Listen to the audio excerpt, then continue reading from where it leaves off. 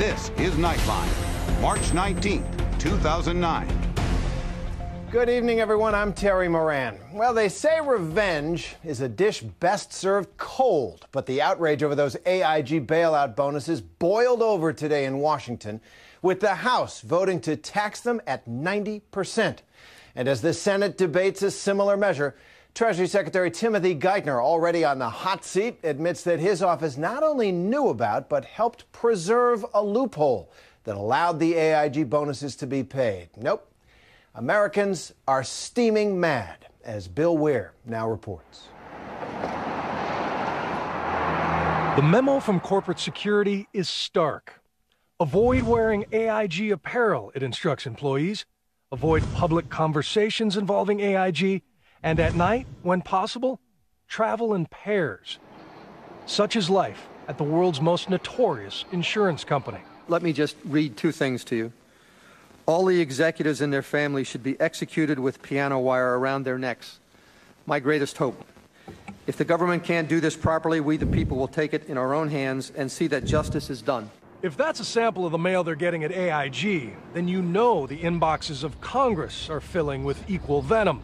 House and Senate members spent the day alternately blaming each other for allowing this to happen and figuring out how to get $165 million in bonuses back from people who helped tank the economy.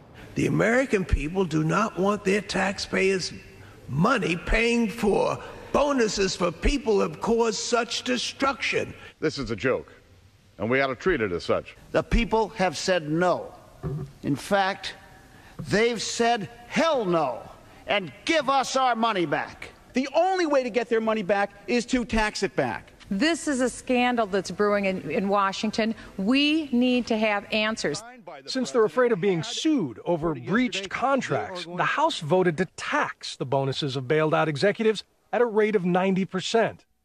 But Senate Republicans aren't fond of raising taxes, even on AIG executives. They proposed a 70% rate before calling it a night. All of this while Treasury Secretary Tim Geithner continued to fall on his sword. He acknowledged his department pushed for the loopholes that allowed the bonuses. And though he helped negotiate the bailout of AIG months ago, he says he didn't know about the full scale of this fiasco until last week. It's my responsibility. I was in a position where I didn't know about those sooner. I take full responsibility for that. And here's another sign of an Obama administration disconnect. Senior advisor David Axelrod told the Washington Post that all of this is just a distraction. People aren't sitting around their kitchens thinking about AIG, he said. They're thinking about their own jobs. We're talking about the bailout. Not so, says liberal pundit David Sirota. Shame on you! People are thinking about justice and how much madder they'll be if they don't see some soon. I think it's a backlash against Washington. People feel like Washington has colluded with Wall Street to sell them out. And I think that a lot of folks in Washington don't really understand how palpable the anger is out here. Maybe they didn't see it coming because the amount of the bonuses is less than 1% of the mountain of taxpayer money handed to AIG.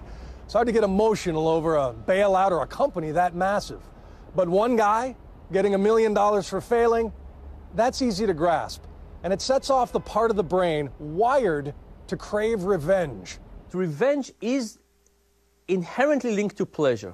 It's a very strange thing, but it links to reward. Institutions are a relatively recent invention in our history, and we're not designed to feel revenge against institutions.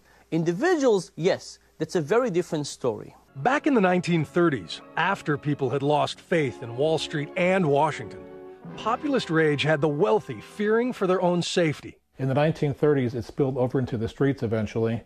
Men were going from door to door seeking food from people they knew had jobs. Things were getting much more threatening. We're a long way from that level of desperation, and one historian told me today that online venting